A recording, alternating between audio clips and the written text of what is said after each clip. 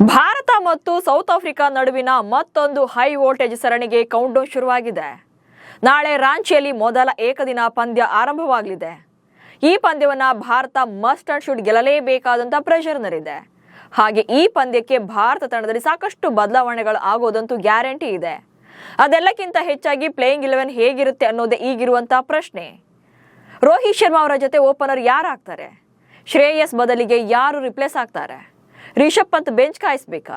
ಈ ಸರಣಿಯ ವಿಶೇಷತೆಗಳು ಏನು ಅನ್ನೋ ಬಗ್ಗೆ ಈ ವಿಡಿಯೋದಲ್ಲಿ ಮಾಹಿತಿಯನ್ನು ನೀಡ್ತೇನೆ. ನಾನು ಶಾಂತ. ನೀವು ಸುದ್ಯಾನದ ಸಬ್ಸ್ಕ್ರೈಬರ್ ಆಗೋದಕ್ಕೆ ಮರಿಬೇಡಿ. ನವೆಂಬರ್ 30 ಅಂದ್ರೆ ನಾಳೆ ರಾಂಚಿಯಲ್ಲಿ ಮೊದಲ ಏಕದಿನ ಪಂದ್ಯ ನಡೆಯಲಿದೆ. 2025ರ ಫೆಬ್ರವರಿಯಲ್ಲಿ ಇಂಗ್ಲೆಂಡ್ ವಿರುದ್ಧ ಏಕದಿನ ಸರಣಿಯನ್ನ ಆಡಿದ್ದೇ ತವರಿನಲ್ಲಿ ಕೊನೆಯ ಏಕದಿನ ಸರಣಿಯಾಗಿತ್ತು.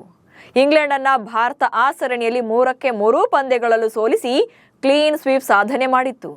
ಟೆಸ್ಟ್ ಕ್ರಿಕೆಟ್ನಲ್ಲಿ ಸಾಕಷ್ಟು ಡಿಸಪಾಯಿಂಟ್ಸ್ ಇದ್ರೂ ಕೂಡ ವೈಟ್ ಬಾಲ್ ಸೀರೀಸ್ನಲ್ಲಿ ಭಾರತದ ಗ್ರಾಫ್ ಚೆನ್ನಾಗೇ ಇದೆ. ಬಟ್ ಲಾಸ್ಟ್ ಸೀರೀಸ್ನಲ್ಲಿ ಆಸ್ಟ್ರೇಲಿಯಾ ವಿರುದ್ಧ ಏಕದಿನ ಸರಣಿಯನ್ನ ಸೋದ್ರೂ ಕೂಡ ಕೊನೆ ಪಂದ್ಯದಲ್ಲಿ ರೋಹಿತ್ ಶರ್ಮಾ ಹಾಗೆ ವಿರಾಟ್ ಕೊಹ್ಲಿ ಕಮ್ಬ್ಯಾಕ್ ಮಾಡಿದ್ದು ಕೊಂಚ ಸಮಾಧಾನ ನೀಡಿದೆ. ಇದೀಗ ಸೌತ್ ಆಫ್ರಿಕಾ ವಿರುದ್ಧ ವೈಟ್ ವಾಶ್ ಟಾರ್ಗೆಟ್ನಲ್ಲಿ ಕಣಕ್ಕಿಳಿಯಬೇಕಾಗುತ್ತೆ. ಅದು ಅಲ್ಲದೆ ಈ ಸರಣಿ ತುಂಬಾನೇ ವಿಶೇಷವಾಗಿದೆ. ಫೆಬ್ರವರಿ ಬಳಿಕ ಭಾರತದ ಪರ ತವರಿನಲ್ಲಿ ರೋಕೋ ಆಟ.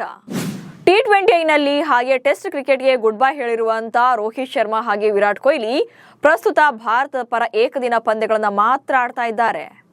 ಇಂಟ್ರೆಸ್ಟಿಂಗ್ ವಿಚಾರ ಅಂದ್ರೆ ಕಳೆದ ಫೆಬ್ರವರಿ ಬಳಿಕ ತವರಿನಲ್ಲಿ ಇದೇ ಮೊದಲ ಬಾರಿಗೆ ಬ್ಲೂ ಜೆರ್ಸಿಯಲ್ಲಿ ಕಾಣಿಸಿಕೊಳ್ತಾ ಇದ್ದಾರೆ. ಅದು ಅಲ್ಲದೆ ರೋಹಿತ್ ಶರ್ಮಾ ಆಸ್ಟ್ರೇಲಿಯಾ ಸೀರೀಸ್ನಲ್ಲಿ 3 ಪಂದ್ಯಗಳಿಂದ 202 ರನ್ಗಳನ್ನ ಗಳಿಸಿ ಭಾರತದ ಪರ ಹೈಯೆಸ್ಟ್ ರನ್ ಸ್ಕೋರರ್ ಆಗಿದ್ರು. ಇದೇ ಪರ್ಫಾರ್ಮೆನ್ಸ್ ಮೂಲಕ ಐಸಿಸಿ ಏಕದಿನ ಬ್ಯಾಟಿಂಗ್ ಶ್ರೇಯಾಂಕದಲ್ಲಿ ನಂಬರ್ 1 ಸ್ಥಾನ ತಲುಪಿದ ಅತ್ಯಂತ ಹಿರಿಯ ಆಟಗಾರ ಎನಿಸಿಕೊಂಡಿದ್ದಾರೆ. ಇನ್ನೇನು ಕರಿಯರ್ ಎಂಡ್ ಆಗ್ತಿದೆ ಅಂತಿದ್ದವರಿಗೆ ನಂಬರ್ 1 ಸ್ಥಾನದ ಮೂಲಕ ತಮ್ಮ ಸಾಮರ್ಥ್ಯವನ್ನ ಪ್ರೂವ್ ಮಾಡಿದ್ರು. ಇನ್ನು ವಿರಾಟ್ ಕೊಹ್ಲಿ ಆಸ್ಟ್ರೇಲಿಯಾ ವಿರುದ್ಧದ ಮೊದಲ 2 ಪಂದ್ಯಗಳಲ್ಲಿ ಡಕ್ಔಟ್ ಆಗಿದ್ರು ಕೂಡ ಕೊನೆಯ ಪಂದ್ಯದಲ್ಲಿ 74 ರನ್ ಗಳಿಸಿ ಅಜೇಯರಾಗಿ ಉಳಿದಿದ್ರು. ಸೊ ಇಬ್ಬರ ಪಾರ್ಟ್ನರ್ಶಿಪ್ನಲ್ಲಿ ಆ ಪಂದ್ಯದಲ್ಲಿ 150+ ರನ್ಸ್ ಕೂಡ ಬಂದಿತ್ತು.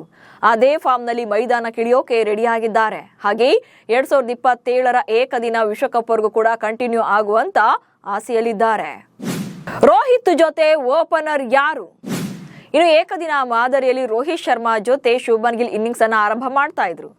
ಆದ್ರೆ ಇಂಜುರಿ ಕಾರಣದಿಂದಾಗಿ ತಂಡದಿಂದ ಹೊರ ಬಿದ್ದಿರೋದ್ರಿಂದ ಪ್ರಸ್ತುತ ರೋಹಿತ್ ಶರ್ಮಾ ಅವರ ಜೊತೆ ಇನ್ನಿಂಗ್ಸ್ ಅನ್ನ ಆರಂಭ ಮಾಡೋದು ಯಾರು ಎನ್ನುವಂತ ಪ್ರಶ್ನೆ ಇದೆ. ಸದ್ಯಕ್ಕೆ ಈ ಗೊಂದಲಕ್ಕೆ ಕೇಳಿ ಬರ್ತಾ ಇರುವಂತಹ ಹೆಸರು ಯಶಸ್ವಿ ಜೈಸ್ವಾಲ್.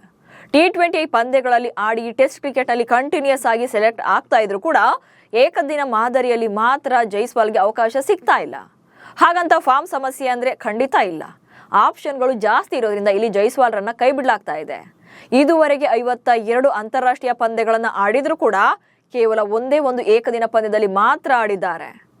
ಬಟ್ ಲಿಸ್ಟ್ ಎ ದಾಖಲೆಯನ್ನ ತೆಗೆದ್ರೆ ಜೈಸ್ವಾಲ್ ಅದ್ಭುತ ಆಟಗಾರನೇ ಆಗಿದ್ದಾರೆ. 33 ಪಂದ್ಯಗಳಲ್ಲಿ 52.62ರ ಸರಾಸರಿಯಲ್ಲಿ 1526 ರನ್ಗಳನ್ನ ಕಲೆ ಹಾಕಿದ್ದಾರೆ. ಅಲ್ಲದೆ ರೋಹಿತ್ ಶರ್ಮಾ ಅವರ ಜೊತೆ ಲೆಫ್ಟ್ ರೈಟ್ ಕಾಂಬಿನೇಷನ್ ನ ಲೆಕ್ಕಾಚಾರವನ್ನ ನೋಡಿದ್ರೆ ಜೈಸ್ವಾಲ್ ಓಪನರ್ ಆಗಿ ಆಡೋದು ಪಕ್ಕಾ ಇದೆ.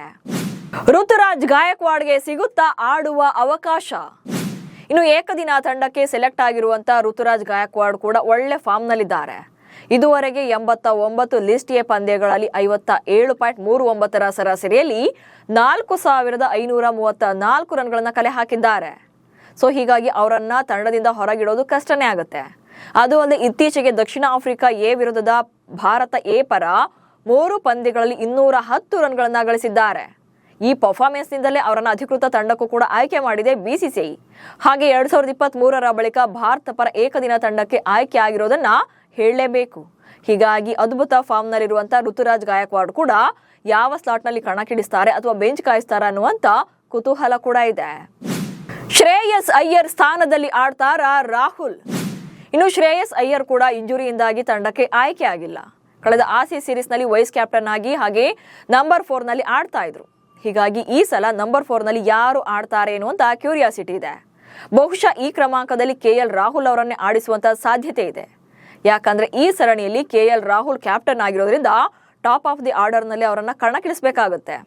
ಅದು ಅಲ್ಲದೆ ಈ ಸಲ ಫಿಲ್ ಇನ್ ದಿ ಬ್ಲಾಂಕ್ಸ್ ಅನ್ನೋ ತರ ಅವರನ್ನ ಬಳಸ್ಕೊಳ್ಳೋಕೆ ಯಾವುದೋ ಅಂದ್ರೆ ಬೇಕಾಗಿದ್ದ ಸ್ಲಾಟ್ಗೆ ಅಥವಾ ಬೇಡದೇ ಇರೋ ಸ್ಲಾಟ್ಗೆ ಹಾಕೋಕೆ ಆಗೋದಿಲ್ಲ. ಸೊ 2 ಡೌನ್ ಬ್ಯಾಟರ್ ಆಗಿ ಕಣಕ್ಕಿಳಿಯುವಂತ ನಿರೀಕ್ಷೆ ಜಾಸ್ತಿ ಇದೆ.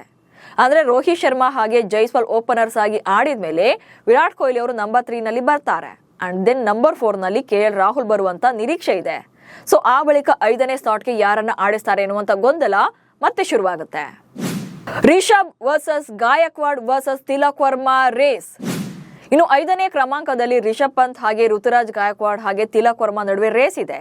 ಬಹುಶಃ ಈ ಪಂದ್ಯಕ್ಕೆ ಕ್ಯಾಪ್ಟನ್ ಆಗಿರುವಂತ KL ರಾಹುಲ್ ರನ್ನ ಕಂಪ್ಲೀಟ್ ಬ್ಯಾಟ್ಸ್ಮನ್ ಆಗಿ ಕಣಕ್ಕಿಳಿಸಿ ವಿಕೆಟ್ ಕೀಪಿಂಗ್ ಕೋಟಾದಲ್ಲಿ ರಿಷಬ್ ಪಂತ್ ರನ್ನ ಆಡಿಸುವಂತ ಸಾಧ್ಯತೆ ಇದೆ. ಅಂದ್ರೆ ಬ್ಯಾಟಿಂಗ್ ಟೈಮ್ ಅಲ್ಲಿ KL ರಾಹುಲ್ ರನ್ನ ಬಳಸ್ಕೊಳ್ಳೋದು, ವಿಕೆಟ್ ಕೀಪಿಂಗ್ ಟೈಮ್ ಅಲ್ಲಿ ರಿಷಬ್ ಪಂತ್ ರನ್ನ ಕಣಕ್ಕಿಳಿಸುವಂತ ಸಾಧ್ಯತೆ ಇದೆ. ಉಳಿದಂತೆ ಋತುರಾಜ್ ಗಾಯಕ್ವಾಡ್ ಪ್ಲೇಯಿಂಗ್ 11 ಅಲ್ಲಿ ಆಡೋಕೆ ಬೆಸ್ಟ್ ಅನ್ಸುತ್ತೆ. ಆಲ್ರೆಡಿ ಎ ತಂಡದ ವಿರುದ್ಧ ಆಡಿರೋದ್ರಿಂದ ಒಳ್ಳೆ ಫಾರ್ಮ್ ನಲ್ಲೂ ಕೂಡ ಇದ್ದಾರೆ. ಆಲ್ರೌಂಡರ್ಸ್ ಮತ್ತು ಬೌಲಿಂಗ್ ನಲ್ಲೇ ಕನ್ಫ್ಯೂಷನ್. ಇನ್ನು ಆಲ್ರೌಂಡರ್ಸ್ಗೆ BCCI ಹೆಚ್ಚಿನ ಒತ್ತು ಕೊಡೋದ್ರಿಂದ ವಾಷಿಂಗ್ಟನ್ ಸುಂದರ್ ಸೆಲೆಕ್ಟ್ ಆಗುವಂತ ಸಾಧ್ಯತೆ ಇದೆ. ಇನ್ನು ನಿತೀಶ್ ಕುಮಾರ್ ರೆಡ್ಡಿ ಕೂಡ ರೇಸ್ ನಲ್ಲಿದ್ದಾರೆ. ಅಂಡ್ ದೆನ್ ರವೀಂದ್ರ ಜಡೇಜಾ ಕೂಡ ತುಂಬಾ ತಿಂಗಳುಗಳ ಬಳಿಕ ಏಕದಿನ ತಂಡಕ್ಕೆ ಕಂಬ್ಯಾಕ್ ಮಾಡಿದ್ದಾರೆ. ಇವರು ಕೂಡ ಮೈದಾನಕ್ಕಿಳಿಯುವಂತ ನಿರೀಕ್ಷೆಯಲ್ಲಿದ್ದಾರೆ. ಅದು ಅಲ್ಲದೆ ಬ್ಯಾಟಿಂಗ್ ಹಾಗೆ ಬೌಲಿಂಗ್ ಎರಡರಲ್ಲೂ ಕೂಡ ಬೆಸ್ಟ್ ಸೆಲೆಕ್ಷನ್ ಆಗಿರೋದ್ರಿಂದ ಇವರಿಗೆ ತಂಡದಲ್ಲಿ ಅಂದ್ರೆ ಪ್ಲೇಯಿಂಗ್ 11 ನಲ್ಲಿ ಚಾನ್ಸ್ ಸಿಗೋದು ತುಂಬಾನೇ ಈಸಿ ಅನ್ಸುತ್ತೆ. ಇನ್ನು ವೇಗದ ಬೌಲರ್ಗಳಾಗಿ ಹರ್ಷದೀಪ್ ಸಿಂಗ್, ಹರ್ಷಿತ್ ರಾಣಾ ಹಾಗೆ ಪ್ರಸಿದ್ಧ ಕೃಷ್ಣ ಸೆಲೆಕ್ಟ್ ಆಗಿದ್ದಾರೆ. ಇಂಟ್ರೆಸ್ಟಿಂಗ್ ಅಂತಂದ್ರೆ ವೇಗದ ಬೌಲಿಂಗ್ ವಿಭಾಗದಲ್ಲಿ ಅದ್ಭುತ ಫಾರ್ಮ್ ನಲ್ಲಿದ್ದಂತ ಸಿರಾಜ್ ಆಗ್ಲಿ, ಮೊಹಮ್ಮದ್ ಸಿರಾಜ್ ಆಗ್ಲಿ ಅಥವಾ ಜಸ್ಪ್ರೀತ್ ಬುಮ್ರಾ ಆಗ್ಲಿ ಈ ಸರಣಿಗೆ ಸೆಲೆಕ್ಟ್ ಆಗಿಲ್ಲ. ಯಾಕಂದ್ರೆ ಕಳೆದ ಟೆಸ್ಟ್ ಸೀರೀಸ್ ನಲ್ಲಿ ಅವರು ಇದ್ದಿದ್ರಿಂದ ಅವರಿಗೆ ರೆಸ್ಟ್ ನೀಡಲಾಗಿದೆ. ಬಟ್ ಒಂದು ಮಿಸ್ಟೇಕ್ ಏನಪ್ಪಾ ಅಂದ್ರೆ ಇಲ್ಲಿ ಮೊಹಮ್ಮದ್ ಶಮಿ ಅವರನ್ನ ತಂಡದಿಂದಲೇ ಕೈ ಬಿಟ್ಟಿರೋದು. ಉಳಿದಂತೆ ಹರ್ಷದೀಪ್ ಸಿಂಗ್ ಇದುವರೆಗೆ 11 ಏಕದಿನ ಪಂದ್ಯಗಳನ್ನು ಮಾತ್ರ ಆಡಿದ್ದಾರೆ. ಇನ್ನು ಹರ್ಷಿತ್ ರಾಣಾಗೂ ಕೂಡ ಎಕ್ಸ್ಪೀರಿಯನ್ಸ್ ಕಡಿಮೆ ಇದೆ. ಹೀಗಾಗಿ ಯಾರು ಫೈನಲ್ ಆಗಿ ಪ್ಲೇಯಿಂಗ್ 11ಗೆ ಸೆಲೆಕ್ಟ್ ಆಗ್ತಾರೆ ಎನ್ನುವಂತ ಕುತೂಹಲ ಕೂಡ ಇದೆ. ಸೊ ಫೈನಲ್ ಆಗಿ ಭಾರತ ಪ್ಲೇಯಿಂಗ್ 11 ಹೇಗಿರಬಹುದು ಅನ್ನೋದನ್ನ ನೋಡೋದಾದ್ರೆ, ಅಂದ್ರೆ ಸಂಭಾವ್ಯ ತಂಡ ಹೇಗಿರಬಹುದು ಅನ್ನೋದನ್ನ ಹಿಟ್ ಮ್ಯಾನ್ ರೋಹಿತ್ ಶರ್ಮಾ ಅವರು ಇನ್ನಿಂಗ್ಸ್ ಅನ್ನ ಆರಂಭ ಮಾಡ್ತಾರೆ. ಹಿಟ್ ಮ್ಯಾನ್ ಜೊತೆ ಯಶಸ್ವಿ ಜೈಸ್ವಾಲ್ ಲೆಫ್ಟ್ ರೈಟ್ ಕಾಂಬಿನೇಷನ್ ನಲ್ಲಿ ಅವಕಾಶವನ್ನು ಪಡೆಯುವಂತ ಸಾಧ್ಯತೆ ದಟ್ಟವಾಗಿದೆ. ಅಂಡ್ ದೆನ್ ನಂಬರ್ 3 ನಲ್ಲಿ ಡಾಮಿನೇಟ್ ಮಾಡ್ತಾ ಇರುವಂತ ಬ್ಯಾಟರ್ ಅಂದ್ರೆ ಅದು ಭಾರತ ಪರ ವಿರಾಟ್ ಕೊಹ್ಲಿ ಅವರು ತಮ್ಮ ಎಷ್ಟು ಸಾಧ್ಯವೋ ಅದ್ಭುತ ಪ್ರದರ್ಶನವನ್ನ ನೀಡಿ ಆ ಸ್ಲಾಟ್ಗೆ ಒಂದು ಗಂಭೀರತೆಯನ್ನು ತಂದುಕೊಟ್ಟಿದ್ದಾರೆ. ಸೊ ಈ ಪಂದ್ಯದಲ್ಲೂ ಕೂಡ ವಿರಾಟ್ ಕೊಹ್ಲಿ 1 ಡೌನ್ ಬ್ಯಾಟ್ಸ್ಮನ್ ಆಗಿ ಅಂದ್ರೆ ನಂಬರ್ 3 ನಲ್ಲಿ ಬರ್ತಾರೆ. ಅಂಡ್ ನೆಕ್ಸ್ಟ್ KL ರಾಹುಲ್ ರನ್ನ 4ನೇ ಕ್ರಮಾಂಕದಲ್ಲಿ ಆಡಿಸುವಂತ ಸಾಧ್ಯತೆ ಜಾಸ್ತಿ ಇದೆ.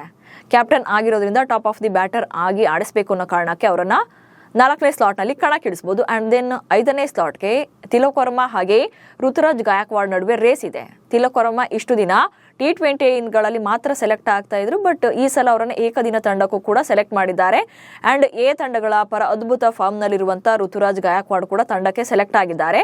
ಇವರಿಬ್ಬರಲ್ಲಿ ಯಾರನ್ನ ಆಡಿಸಿದ್ರೆ ಬೆಸ್ಟ್ ಅನ್ನೋದನ್ನ ಜಡ್ಜ್ ಮಾಡಿ ಆನಂತರ ಇಬ್ಬರಲ್ಲಿ ಒಬ್ಬರನ್ನ ಫೈನಲ್ ಮಾಡ್ತಾರೆ. ಅಂಡ್ ನೆಕ್ಸ್ಟ್ ವಾಷಿಂಗ್ಟನ್ ಸುಂದರ್ ಇತ್ತೀಚೆಗೆ ಟೆಸ್ಟ್ ಸೀರೀಸ್ ನಲ್ಲಿ top of the order batting ನಲ್ಲಿ ಅವರನ್ನ ಕಳಿಸಿದ್ರು. ಬಹುಶಃ ಈ ಸಲ ಕೂಡ ಆಲ್ರೌಂಡರ್ ಕೋಟಾದಲ್ಲಿ ಅವರನ್ನ ಸೆಲೆಕ್ಟ್ ಮಾಡುವಂತ ಸಾಧ್ಯತೆ ಇರುತ್ತೆ. ಅಂಡ್ ಆನಂತರ ರವೀಂದ್ರ ಜಡೇಜಾ ಬ್ಯಾಟಿಂಗ್ ಹಾಗೆ ಬೌಲಿಂಗ್ ಎರಡರಲ್ಲೂ ಕೂಡ ಅವರು ಕ್ವಾಲಿಟಿ ಪ್ಲೇಯರ್ ಆಗಿರೋದ್ರಿಂದ ಅವರಿಗೂ ಕೂಡ ಅವಕಾಶ ಸಿಗುವಂತ ಸಾಧ್ಯತೆ ಇದೆ. ಸೊ ಆನಂತರ ನಿತೀಶ್ ಕುಮಾರ್ ರೆಡ್ಡಿ ಕೂಡ ಚಾನ್ಸ್ ಪಡೆಯುವಂತ ನಿರೀಕ್ಷೆಯಲ್ಲಿದ್ದಾರೆ. ಅಂಡ್ ಸ್ಪಿನ್ನರ್ ಕೋಟಾದಲ್ಲಿ ಕುಲ್ದೀಪ್ ಯಾದವ್ ಗ್ಯಾರಂಟಿಯಾಗಿ ತಂಡಕ್ಕೆ ಆಯ್ಕೆ ಆಗ್ತಾರೆ. ಸ್ಪಿನ್ನರ್ ಕೋಟಾದಲ್ಲಿ ಅವರೇ ಅದ್ಭುತ ಫಾರ್ಮ್ ನಲ್ಲಿರುವಂತ ಬೌಲರ್ ಆಗಿರ್ತಾರೆ. ಅಂಡ್ ನೆಕ್ಸ್ಟ್ ಪೇಸ್ ವಿಭಾಗ ಅಂತ ಬರೋದಾದ್ರೆ ಹರ್ಷಿತ್ ರಾಣಾ ಹಾಗೆ ಹರ್ಷದೀಪ್ ಸಿಂಗ್ ಸ್ಥಾನವನ್ನ ಪಡೆಯುವಂತ ಸಾಧ್ಯತೆ ಇದೆ. ಹೀಗಾದ್ರೆ ಹರ್ಷಿತ್ ರಾಣಾಗೆ ಹೆಂಗೂ ಸಿಗುತ್ತೆ. ಅವರೊಂಥರ ಆಲ್ರೌಂಡ್ ಪ್ಲೇಯರು ಅಥವಾ ಆಲ್ ಫಾರ್ಮೆಟ್ ಪ್ಲೇಯರ್ ಆಗಿರೋದ್ರಿಂದ ಅವರಿಗೆ ಪ್ಲೇಯಿಂಗ್ 11ನಲ್ಲಿ ಅವಕಾಶ ಸಿಕ್ಕರೂ ಕೂಡ ಅಚ್ಚರಿ ಇಲ್ಲ. ಅಂಡ್ ನೆಕ್ಸ್ಟ್ ಹರ್ಷದೀಪ್ ಸಿಂಗ್ ರನ್ನ ಕಣಕ್ಕಿಳಿಸುವಂತ ಸಾಧ್ಯತೆ ಇದೆ. ಸೊ ಇವರಿಬ್ರು ಕೂಡ ಪ್ಲೇಯಿಂಗ್ 11ಗೆ ಬಂದ್ರೆ ಪ್ರಸಿದ್ಧ ಕೃಷ್ಣ ಬೆಂಚ್ ಕಾಯ್ಬೇಕಾಗುತ್ತೆ. ಇನ್ನು ಈ ಸರಣಿ ಹೆಡ್ ಕೋಚ್ ಗೌತಮ್ ಗಂಭೀರ್ಗೂ ಕೂಡ ಅಗ್ನಿ ಪರೀಕ್ಷೆಯಾಗಿದೆ. ಅವರ ಕೋಚಿಂಗ್ ಬಗ್ಗೆ ಈಗಾಗಲೇ ಸಾಕಷ್ಟು ಟೀಕೆಗಳು ವ್ಯಕ್ತವಾಗ್ತಾ ಇವೆ. ಹಾಗೆ ಅವರನ್ನ ಕೋಚ್ ಹುದ್ದೆಯಿಂದ ಕೆಳಗಿಳಿಸಬೇಕು ಎನ್ನುವಂತ ಮಾತುಗಳು ಕೂಡ ಕೇಳಿ ಬರ್ತಾ ಇವೆ. ಹೀಗಾಗಿ ಈ ಸರಣಿಯಲ್ಲಿ ಭಾರತ ಮಸ್ಟ್ ಅಂಡ್ ಶುಡ್ ಗೆಲ್ಲಲೇಬೇಕಿದೆ. ಸೊ ಇದನ್ನ ಹೇಗೆ ನಿಭಾಯಿಸ್ತಾರೆ ಅಥವಾ ವೈಟ್ ಬಾಲ್ ಫಾರ್ಮೆಟ್ ಅಲ್ಲಿ ಭಾರತದ ಟಾಪ್ ಆರ್ಡರ್ ಪರ್ಫಾರ್ಮೆನ್ಸ್ ಮತ್ತೆ ಕಂಟಿನ್ಯೂ ಆಗುತ್ತೆ ಅನ್ನೋದನ್ನ ನೋಡ್ಬೇಕಾಗುತ್ತೆ. ಅಂಡ್ ಫೈನಲ್ ಆಗಿ ನಿಮ್ಮ ಪ್ರಕಾರ ನಾಳಿನ ಪಂದ್ಯಕ್ಕೆ ಭಾರತ ಪ್ಲೇಯಿಂಗ್ 11 ಹೇಗಿರಬೇಕು, ರೋಹಿತ್ ಶರ್ಮಾ ಜೊತೆ ಯಾರು ಇನ್ನಿಂಗ್ಸ್ ಅನ್ನು ಆರಂಭ ಮಾಡಬೇಕು ಅನ್ನೋ ಬಗ್ಗೆ ಕಮೆಂಟ್ಸ್ ಮೂಲಕ ತಿಳಿಸಿ. ಹಾಗೆ ಸುದ್ದಿಯನ್ನು ಫಾಲೋ ಮಾಡಿ. ನಮಸ್ಕಾರ.